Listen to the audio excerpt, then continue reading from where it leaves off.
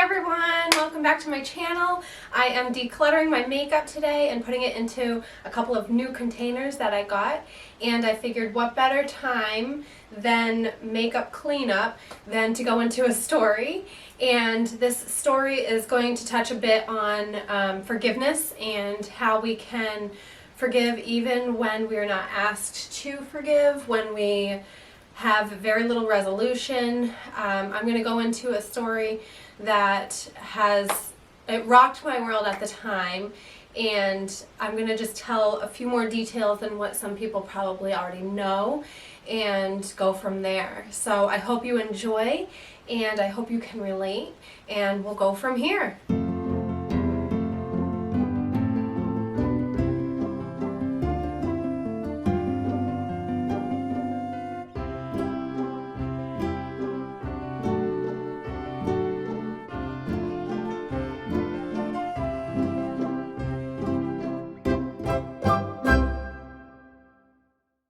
Okay, so these are the new containers that I got.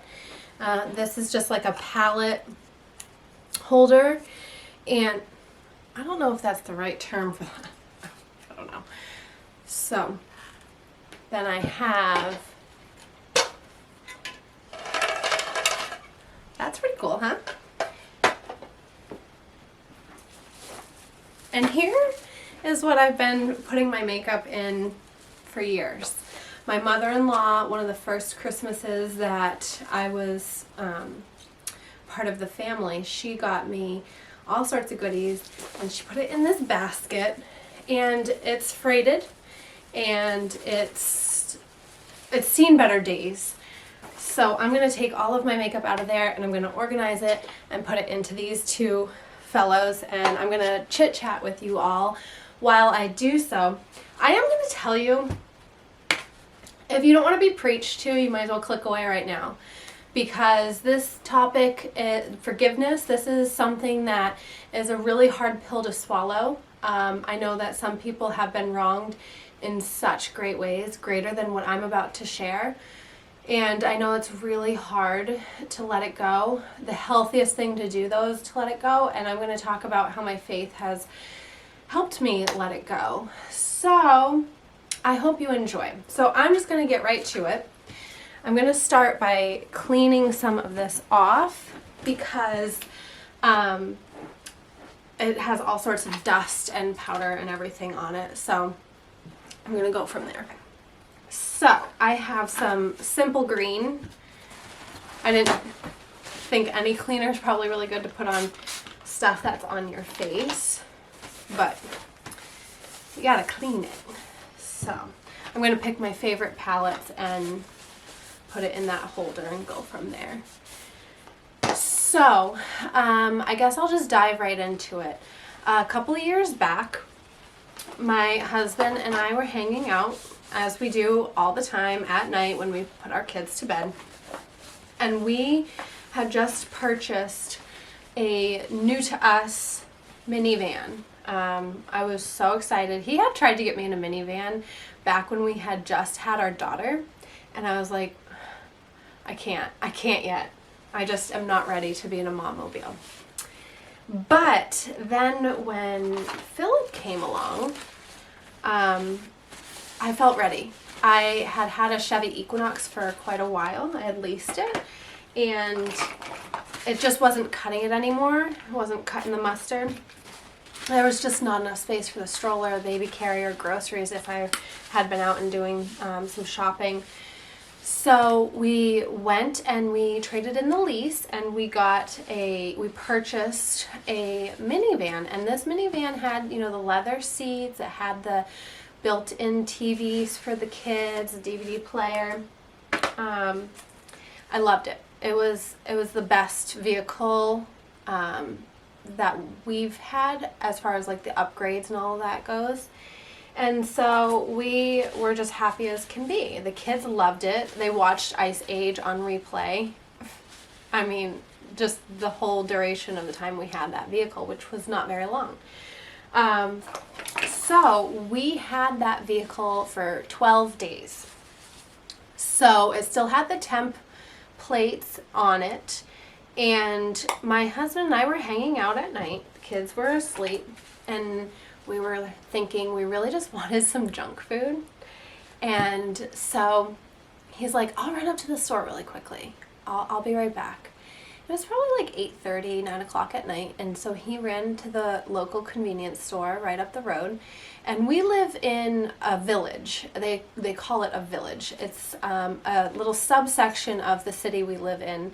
So it's very calm and very quiet, more rural. And so I thought he was kidding when I got a phone call. I got a phone call maybe 15 minutes after he had left. And he said to me, the minivan has been stolen.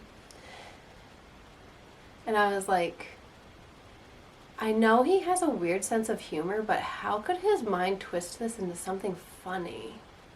And then I realized after this weird, awkward silence that he wasn't kidding. He wasn't laughing. He didn't say, I'm just kidding, nothing. And I was like, what? And he goes, the minivan has been stolen.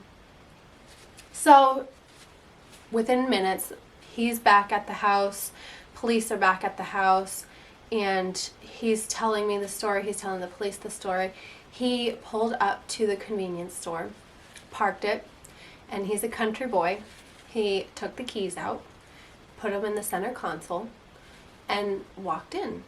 And he parked right in front of the doors. He grabbed a bag of chips, he paid, he turned around, gone. Minivan, gone. So the clerk that was working, this is where things get a little, there's a lot of details in this that I don't know what to think, except that it's very shady, and I think more than one person was involved. So the clerk said he saw a gentleman who came to the minivan while my husband was in the store and was looking in each of the windows. He got in the driver's side and then pulled away. So my husband was like, man, you see someone look in each of the windows and you didn't say anything to me? He's like, well, I thought he might have been a friend of yours. My husband shook his head. He wasn't going to get into it with the clerk. And so the rest of the evening proceeded.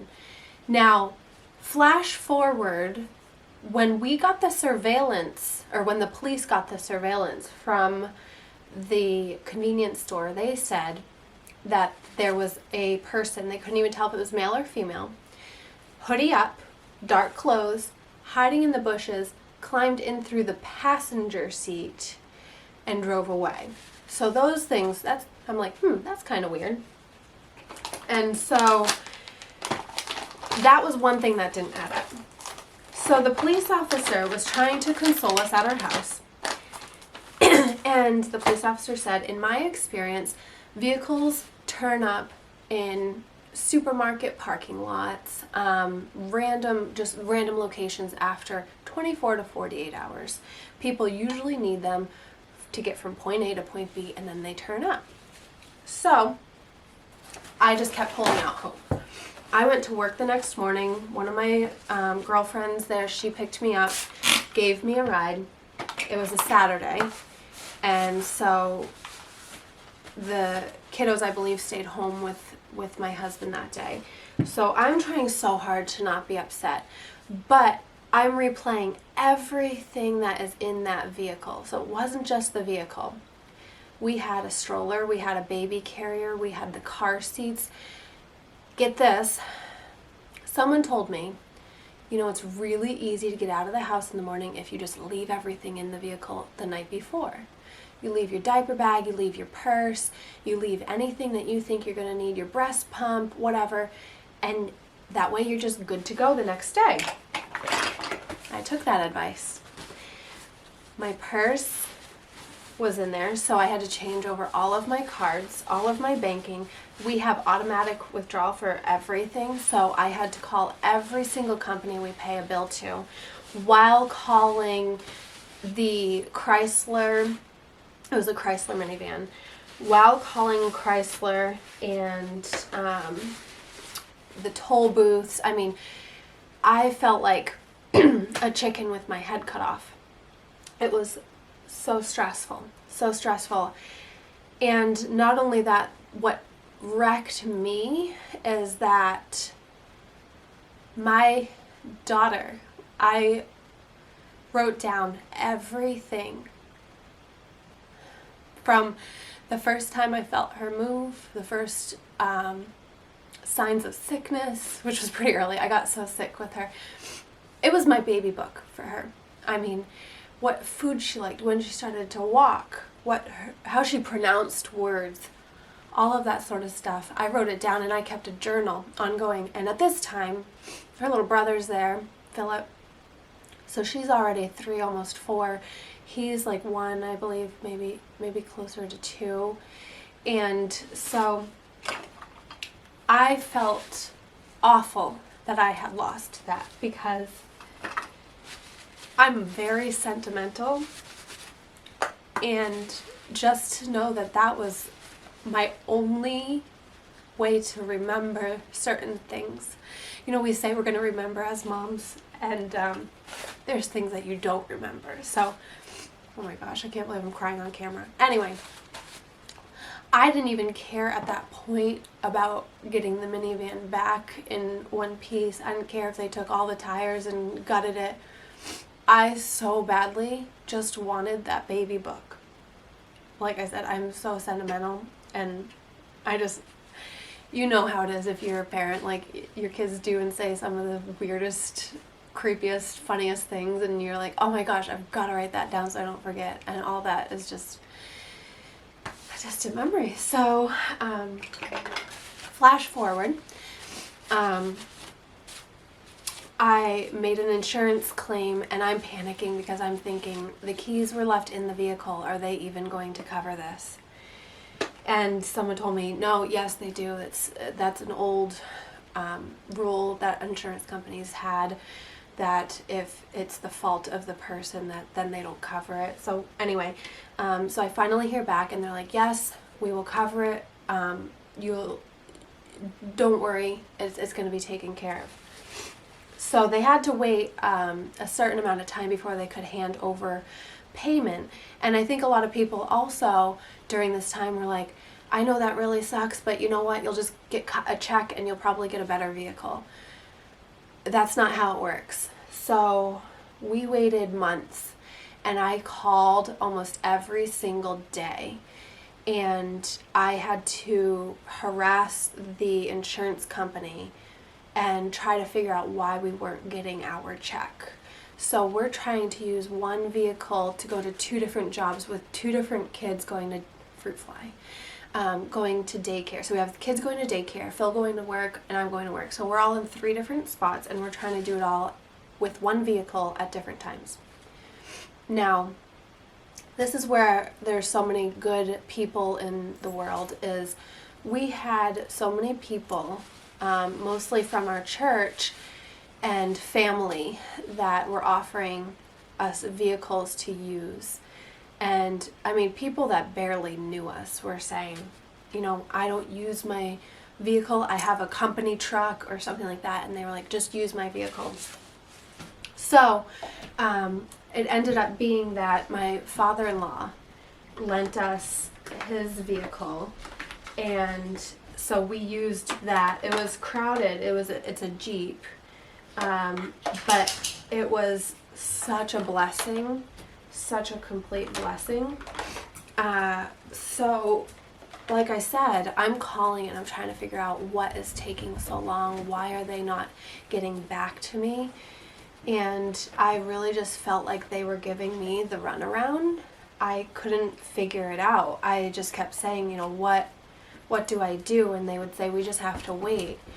And so after months, I got on the phone and I threatened a lawyer. And I said, this is unfair. You need to stick to your word. I have it in writing. I have emails. I have phone conversations that have been recorded.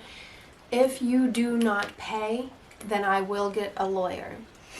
Well, they got sort of snippy with me. They didn't like that. And, don't lick. They didn't like that. So I felt very helpless, very helpless. I knew I was out thousands and thousands of dollars, and I couldn't figure out how to make it better for my family. And I'm still mourning everything that was lost, and I'm remembering things. I've remembered, oh my gosh, my glasses were in there, my keys were in there. We changed the locks on the house because you don't know. You have your wallet, they look at the license, they see the address, they see a photo. I don't know. I've had a stalker in the past, which I suppose I could talk about if someone wants to hear about it. It's a very terrifying thing. Very terrifying thing. So I was already paranoid about certain things, about certain people, and then to have a stranger that is willing to steal something so large and look in the back seat and see car seats and know that little kids were in here and not flinch about taking it. I didn't want them to have access to my house. So I said to my husband, we need to change the locks. And he was like, yeah, we do. So got a locksmith, changed the keys, the locks on the house. So many little things go into rebuilding after a theft. I can't imagine those that have been victims of home invasion or something like that, because I just felt like I was so violated, and I was just looking for someone to validate my feelings and help me. And everyone, I felt, I don't want to slam anyone, but I felt like everyone was barely doing their job. Where I am, we have a lot of domestic disturbances in the city, and so I feel like the police are so good with that. You get a call that something's going down and they are there. Like when it was stolen, they were there. But I had to call the tolls and see if they had any record, if they could check their cameras. I had to call OnStar and see if anything could be tracked. I called Chrysler. I looked for apps to see if there was any tracking mechanisms in the vehicle because it was a newer vehicle. I just felt like I had to do so much of the legwork, and I would call the police and I'd say, like, what are you doing? What can be done? And they would say, we just wait. We can't do anything. We just wait. And I'm like, but I'm doing this, this, and this. And they're like, that's good, but I don't think it'll turn anything up. And they were right. But I felt like I'm just like trying so hard to get this sorted out, get this figured out, get either a new vehicle or find the old one. And it just wasn't happening. I was just trying so hard. And so flash forward, Service Credit Union called me, and they found some, I don't even remember what it was, they found some loophole where they said they need to pay you because of such and such a clause or something like that. They worded it in a certain way, and they're like, say that to your insurance company. And that was who we financed through, was Service Credit Unions. And so I called up the insurance company and I said, okay, because of such and such, you have to pay me by, I think I said like Saturday, by like a week. You have to pay me because of such and such. And all of a sudden things started falling into place. They're like, okay, we'll cut a check. So then what had happened was they said, look at me getting all distracted and heated. Then they said, we'll give you X amount of money, which was thousands of dollars less than the value of the vehicle. And I was like, no, I mean, we're not going to just eat that much money. Like, it was appraised for this much. It was insured for this much. Why are you going to pay us thousands? I mean, this wasn't like $2,000-$3,000. This was thousands of dollars less than what you had stated you would. So they said, okay, find comparables in your area. Find 3 comparables in your area.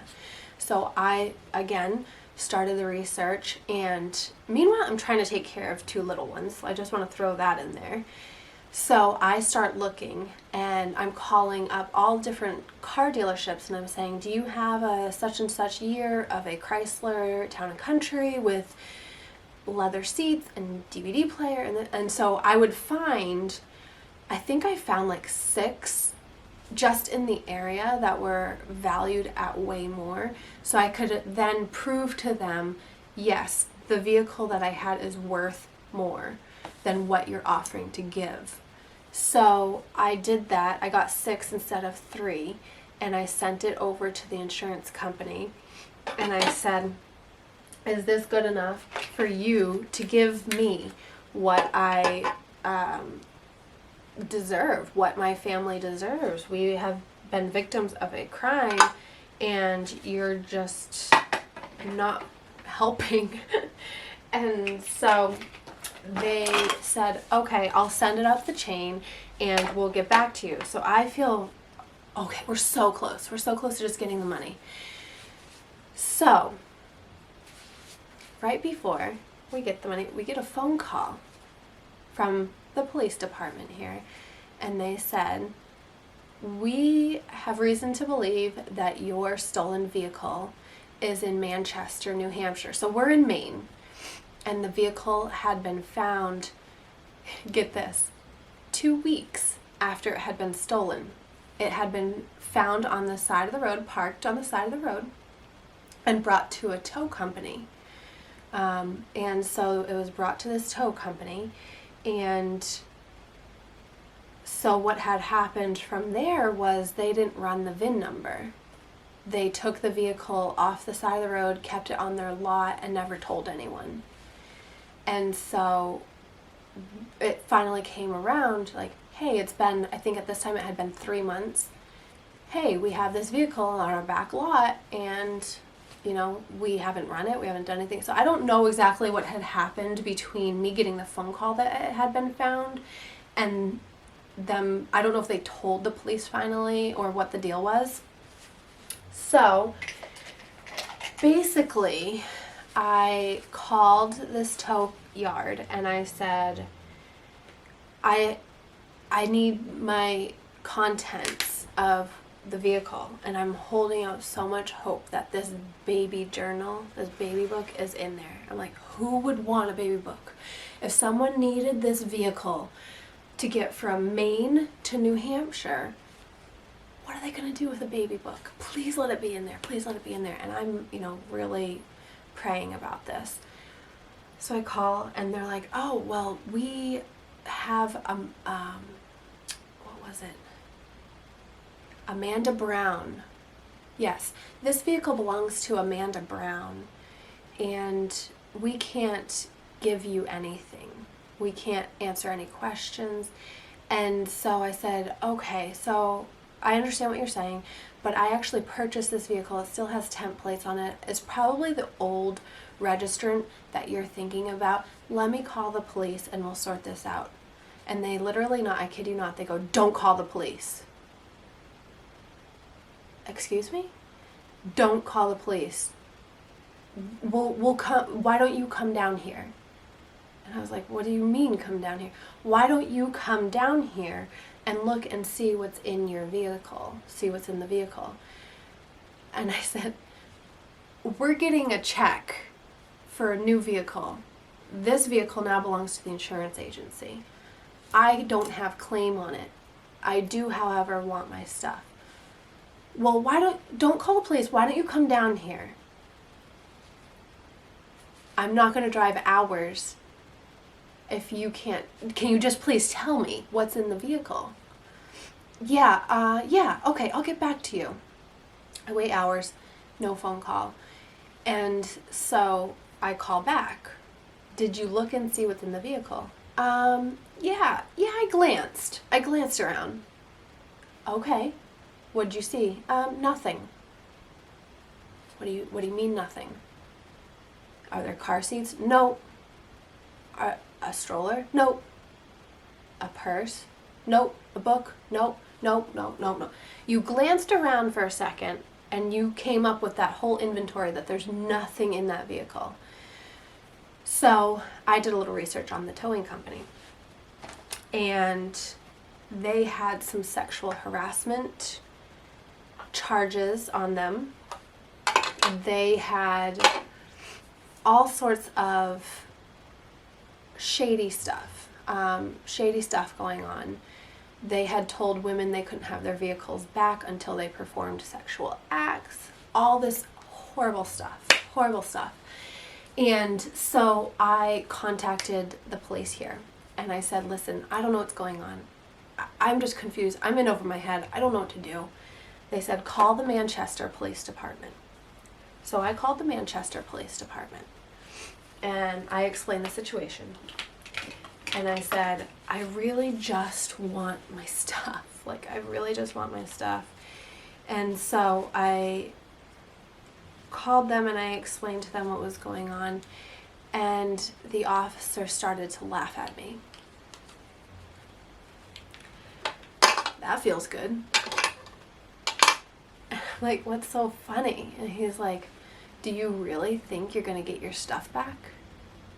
And I was like, I was hoping you could help me. Like, the police officer here said that you do stuff like this all the time. You run down to the tow company or wherever you find a stolen vehicle and you look and see what's in the vehicle that belongs to the victims. Yeah, I'm not going to do that. What? I'm not going to do that. And I said, what do you mean you're not going to do that? He's like, I'll do it if you come down here. If I could come down there, I would do it myself. I'm hours away with 2 small children. My husband was away with the military. He was doing his annual training, so he was out for, I think it was 3.5 weeks, and I'm dealing with all of this. I'm like, I'm not going to lug my babies out. It was 7 o'clock at night by this point. I'm not going to wake them up and go down to a towing yard where they have sexual harassment complaints and the police officer is making fun of me. So I just didn't even know what to say. I said, I'd like to speak with your supervisor. Are you going to complain about me? What? Are you going to complain about me? And I said, I'd like to speak with your supervisor. Yeah, I'm not going to do that. I'm not going to hand over the phone if you are going to make a complaint about me. So I need to know if you're going to make a complaint about me before I transfer your call. I said, no, I'm not. I think is that the right answer? Can I please speak with a supervisor? And so he laughed again and he was like, no, you may not. And so at this point I said, fine, I'll call back when you're not working. I'll figure it out. And he laughed again and he says, good luck. And he hung up on me. Now this is where I'm going to come into a little bit of a preachy spot, okay? I had been wronged. I wanted validation. I wanted someone to help me. You know, when you've been hurt as a kid, if you're lucky, you're taught to help someone that's hurt, or someone will help you when you're hurt. You know, you fall down, you scrape your knee, someone comes, are you all right? Here, let me help you up. Something as big as a stolen vehicle didn't weigh heavy enough on anyone's hearts to reach out and say, you know, we're in this together. I mean, my friends and family did, of course. I mean, I'm so grateful. But the police department basically said it's a futile effort, don't do the investigative work. The insurance company was withholding payment for over 3 months. The tow yard had done very little to help me, didn't run the VIN number, didn't look, and maybe they did look and they took the stuff, I don't know. And then I called another police department and I got made fun of. And I just felt so helpless and so angry. I wanted to march down there and just rip into someone. But I had to think also of my safety and my health and my kids. And the fact that my husband was away, he wouldn't know where I went if, God forbid, something happened to me. I didn't have any contact with him. He was out in the middle of nowhere. And so I had to let it go. I did write a letter, a certified letter, to the Chief of Police of Manchester, to which I got no response. I left voicemails with his secretary, to which I got no response. I went on the news, and it was basically a piece just warning everyone in the area about the theft that had been going on. I did everything that I could to help others, even though I felt like nobody was helping me besides those that knew me really well. So I needed to forgive, and I needed to pray for whoever stole the vehicle. I don't know the situation. Sorry, my camera was telling me that I had talked too much. Anyway, so I had to start praying for whoever stole the vehicle, because if I didn't, I would harbor even more hate and disdain for that person, and I don't know the situation. I had to let things go with the authorities that didn't want to help me, because I had exhausted all methods of feeling justified. And I had to forgive. They didn't ask for my forgiveness. I had to give it because it was eating me up. And then I started to think of the things that I've done wrong. Yes, I've never stolen a vehicle. I've never hurt anybody. But I'm sure I've hurt someone emotionally. We've all done wrong things. And a sin is a sin is a sin. If Christ can forgive me, if Christ can die on the cross to forgive me, then why is he going to withhold from them? He's not. He can forgive anyone. So why am I going to hang on to hate and unforgiveness when it clearly states that he's not doing that with us, and that we shouldn't do that? And you hear it all the time, whether you have a faith or you don't. It's stated you got to let it go because it's hurting you more than it's hurting the person that's wronged you. So there it is. I know there are bigger situations, and I've stated that. There are bigger situations than a stolen vehicle. But there's more that came into play than just a stolen vehicle, as I explained. There was a lot more that was taken from us, and sense of peace and security is one of them. So I just know that I had to let things go. I had to let it go. And there are things going on in my life now that I feel like I just have to let it go. I have to forgive. I have to show love even when I want to grit my teeth. And it's because that's what God wants me to do. I mean, that's bottom line. I could try to quote Bible verses. I could try to get more preachy. I could try to be more technical. But bottom line is that's what God wants me to do, and I have to just listen and take his direction and forgive, because it's really something that's healthy and it'll bring us peace in the long run. And I wanted to put this video out because like I said, I do have some things going on right now that I will share at a later date, but I want to be able to look back and say, I have a clear conscience. I did everything I could do. I sought after God's guidance and advice, and I wasn't just trying to please myself. I wasn't doing things for the wrong reason, and that's what we can apply to forgiveness in general. You know, if I don't forgive, what is my reasoning? Because I don't want to, because I'm not ready, because I've been hurt. Even though we've been wronged, we can't be selfish. And that's a bold statement, and I'm sorry, I don't mean to offend anybody, but we can't be selfish even though we've been wronged. There's no reason to not forgive when the Lord, who's bigger than everything and everyone, is telling us to. as an authority figure. Forgive. And we're going to sit there like a small school child and say, no, I'm not gonna. That's not going to do anyone any good, especially not yourself. So I wanted to put this out there because I want to heal. I want to move past it. I want to apply what my own words are to future lessons, even present lessons. I want to be able to move past and be grateful for the good that God's doing in my life, and not just when everything's going perfect and fine. So, I didn't finish, guys. I got too heated. I'll check back in a minute when I actually do finish, okay? I'm almost done.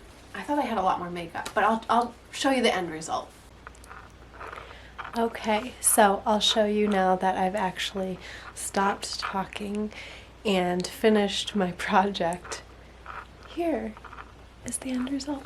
I have lipsticks on the bottom, some face powder, some blushes, mascaras, lip liners. Have all my shimmer shades, eyeshadow primer, lip care and crest strips.